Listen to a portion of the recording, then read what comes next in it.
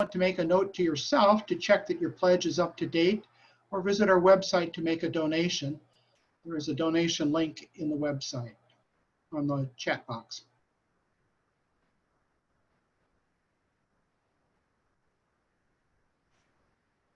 Now we'll have some music.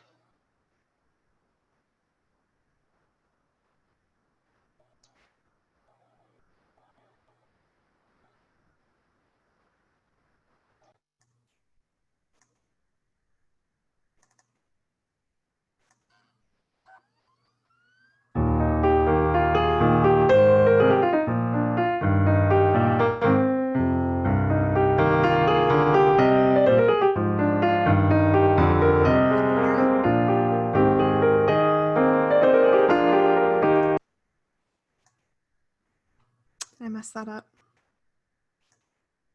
My apologies, everyone.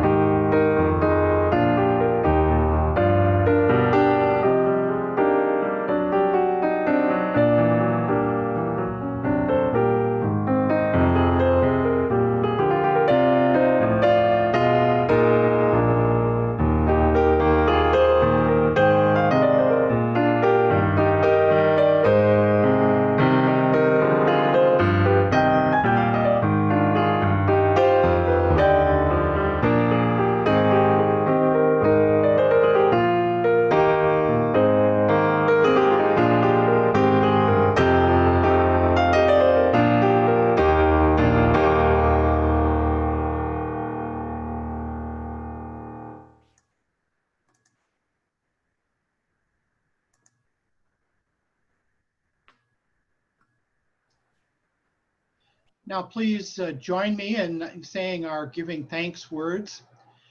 From the countless gifts we each have been given, gifts of life and love and sustenance, we bring these small portions to share in the works of love which none of us can accomplish alone.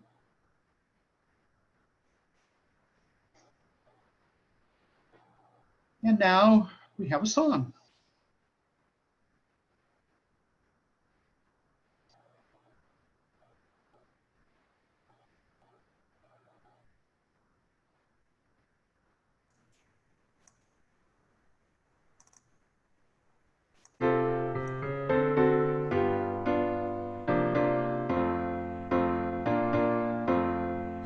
There's a seed of hope in my soul, a little seed of hope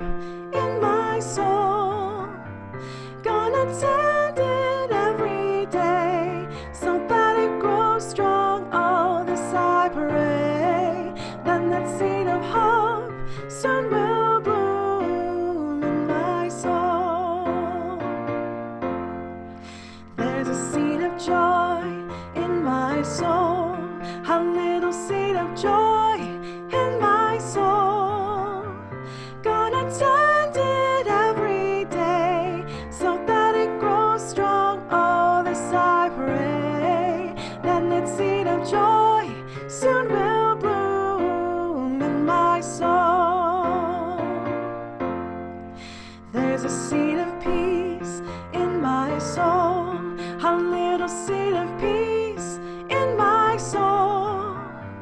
Gonna tend it every day so that it grows strong. Oh, this I pray, then that seed of peace soon will bloom in my soul.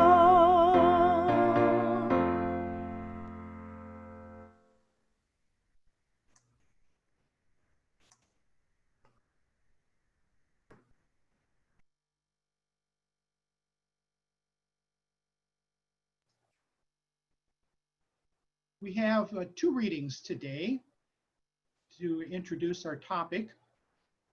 The first reading is from The Will and Ways of Hope by Scott Berry. Kaufman is the last name. Positive Psychology, writing in the Psychology Today, December 26, 2011. Hope is not a brand new concept in psychology. In 1991, the eminent positive psychologist Charles R. Snyder and his colleagues came up with hope theory. According to their theory, hope consists of agency and pathways. The person who has hope has the will and determination that goals will be achieved and a set of different strategies at their disposal to reach their goals. Put simply, hope involves the will to get there and different ways to get there. Hope is not just a feel-good emotion, but a dynamic, cognitive, motivational system. Under this conceptualization of hope, emotions follow cognition, not the other way around. Whether measured as a trait or a state, hope is related to positive outcomes. In recent research, hope was related to academic achievement above and beyond IQ, divergent thinking, that is the ability to generate a lot of ideas, and conscientiousness. The second reading is from the novel Animal Dreams by Barbara Kingsolver. The very least you can do in your life is figure out what you hope for.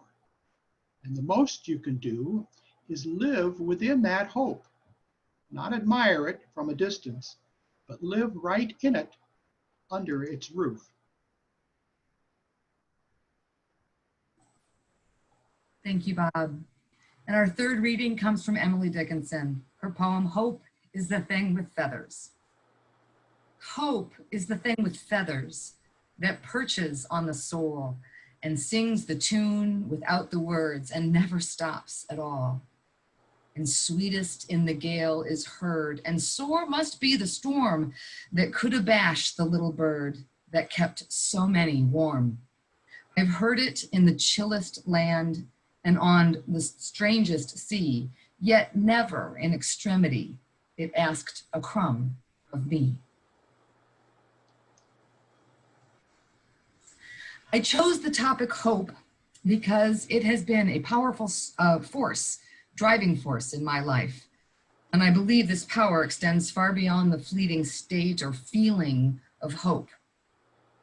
Brian Stevenson, lawyer and founder of the Equal Justice Initiative and author of the compelling book, Just Mercy, asks all of us to strive to get proximate, to change the narrative, to stay hopeful, and to be willing to do uncomfortable things. So why does Mr. Stevenson ask humans striving for social justice to stay hopeful? I believe it is the necessary emotional foundation upon which to do hard work, or in his words, to do uncomfortable things. Hope, we heard in our readings, can be theorized as a psychological construct or a dynamic cognitive motivational system where our thoughts or our cognitions drive our emotions. So that's really different than our fast thinking brain, which often runs in the opposite direction, where emotions drive thoughts well before our conscious awareness catches up.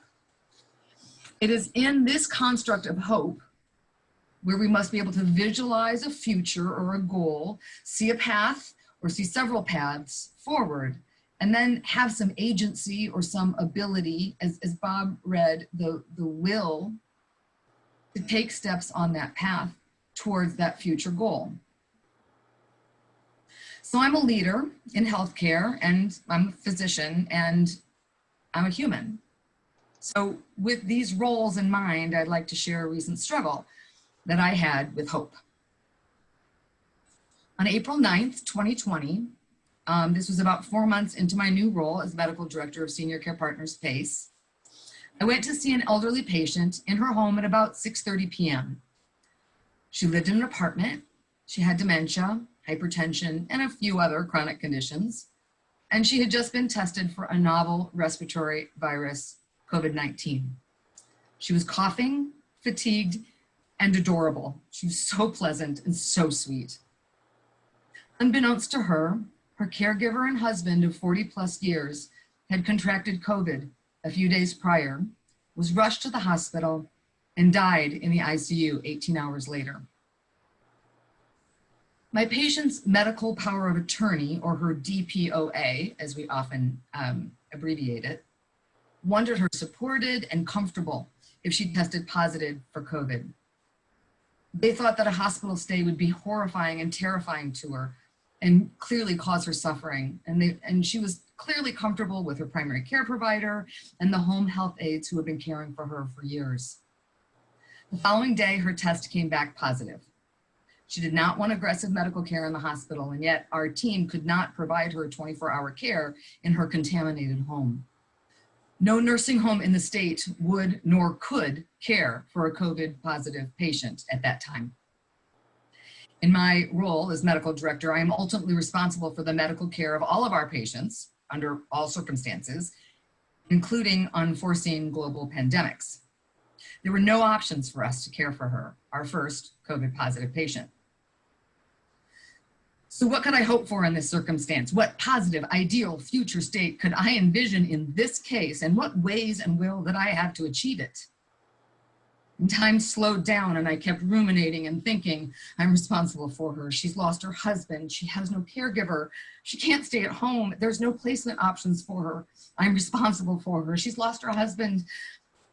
She has no caregiver. She can't stay at home. There's no placement options for her. She needs a place with 24-hour supportive care while fighting COVID, and she needs to get loving care by people she knows and by people she's comforted by.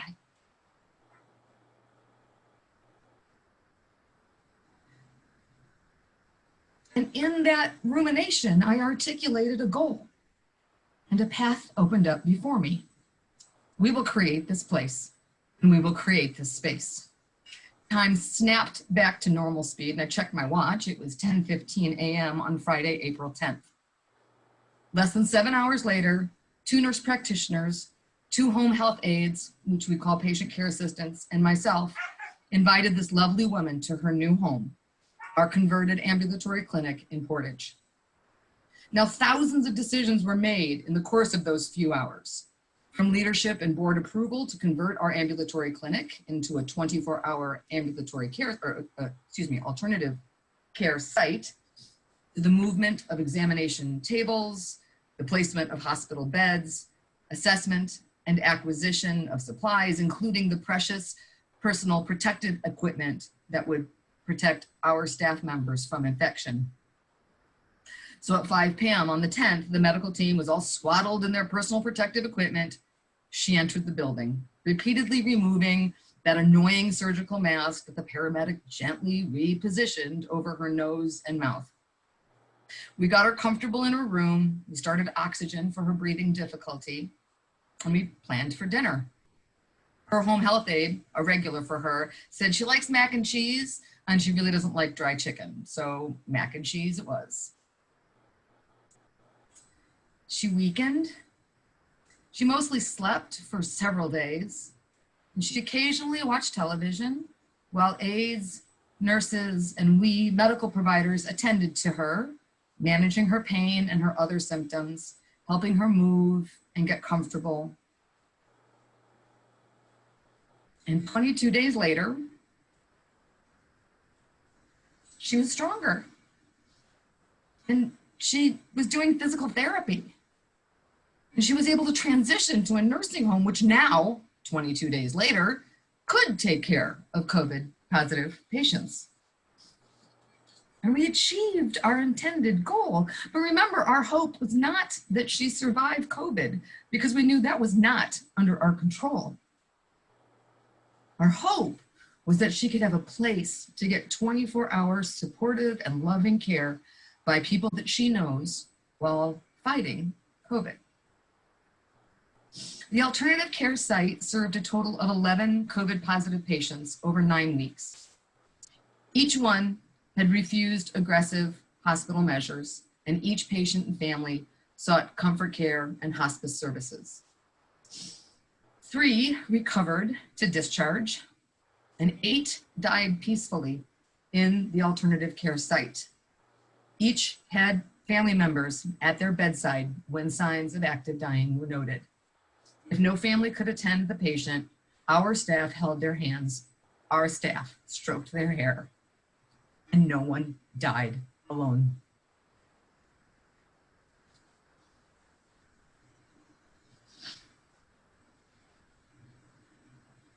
I've come to understand that my job on this earth is not really any specific role in any particular organization, nor is it really attached to any professional designation after particular letters behind my name. My job is to show up fully and with hope in every moment. Recently, somebody asked me how the new job was going, and I replied, you know, I don't actually think it's so important what I'm doing. I think it's more important the intention that I bring to every interaction. So that intention must be broad enough, must be a broad enough construct of hope to influence my every behavior and to keep me connected to the feeling, to the state of hope. And I fail at this, frankly, most of the time. And then I remind myself that fail is actually not a verb, it's an acronym, which stands for first attempt in learning. And then I kind of smile and giggle. And then I remind myself the next time that it's SAIL, it's second attempt in learning, and so on. I reflect, I offer myself self-compassion and some grace, and I breathe, and sometimes I just go get some sleep. Then I figure out how to take small, even baby steps on that pathway towards a future where humans embrace our shared humanity and we heal this world with love. That's my vision. That's my goal. And just verbalizing this future vision, it warms me and it fills me up with this expanded sense in my chest. And I recognize this is the feeling, this is the state of hope. And I listen, and for just a moment, I hear the song. I hear the song of feathered hope that is daintily perched upon my soul. And it doesn't ask anything of me other than to remember that it's there and that it is singing for all of us. Whether hope is measured as a trait or a state and feeling, the call to embodiment is the same for we humans. Dwell in darkness, dwell in hope. It is a choice. And as Barbara Kingsolver encouraged, the most you can do is to live inside that hope. May it be so, that we embody hope in our hearts and in our lives, now and always. Thank you.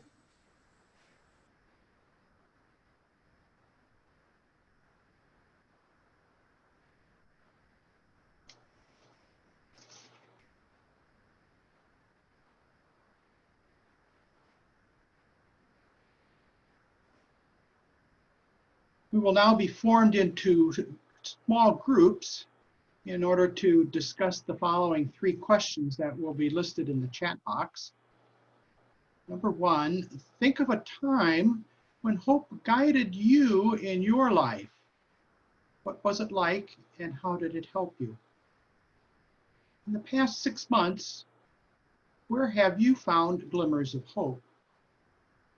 Number 3, if hope is a construct of vision, pathway, and ability to move on that path, how does that support you in today's times of chronic and current COVID-19?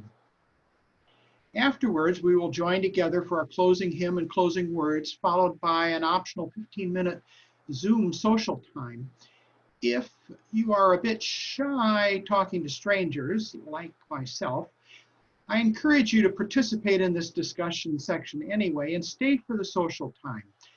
Like a small piece in a jigsaw puzzle, you never know how important a small observation you share will help to complete the whole picture. You never know what and how important your smile or friendly word might be to someone else who is having a tough time, even if they look like they have it all together. Maintaining relationships are the key to our lives and the life of this church. So now we'll break for discussion.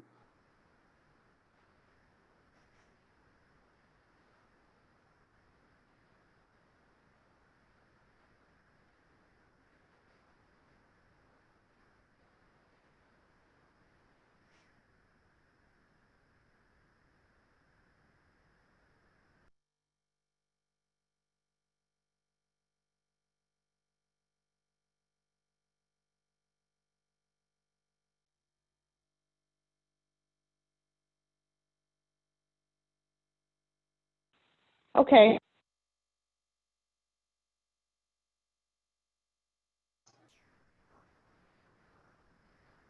Savannah, I think it's your turn. Certainly, yep.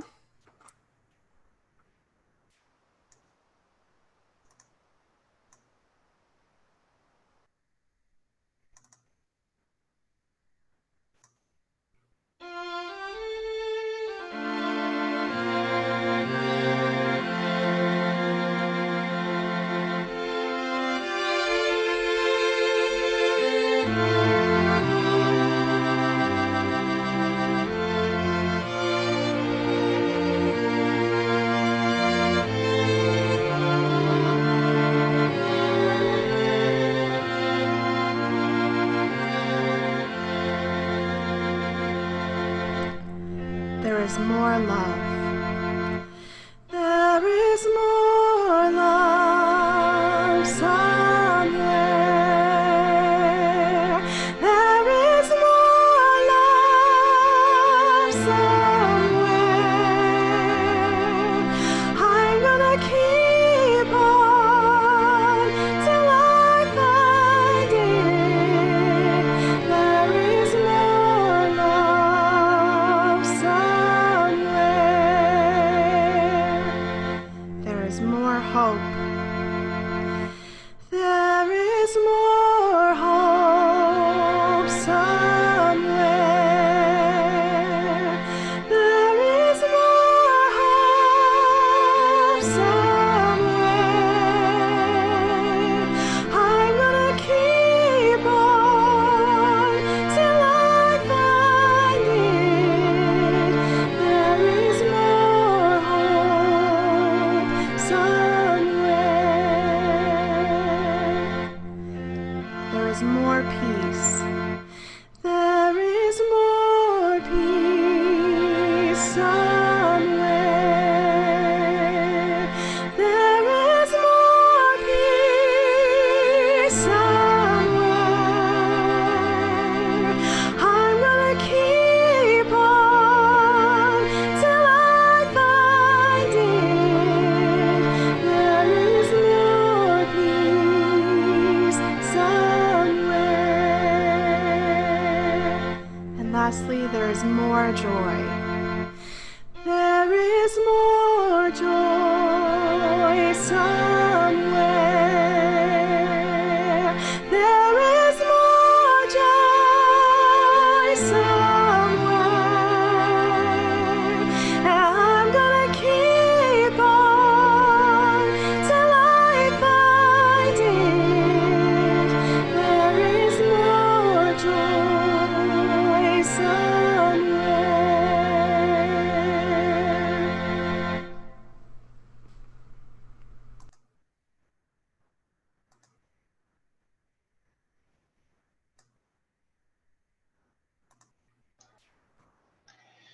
Our closing words today are by Chris Rothbauer. May our lives be reflections of the beauty, peace, and joy that is possible in the world. And may the love we find in this place sustain us as we go our separate ways. May it be so. Blessed be. Go now in peace. And now I encourage you to stay online and join our 15 minutes of social time together in order to rekindle old friendships and make new ones. Thank you.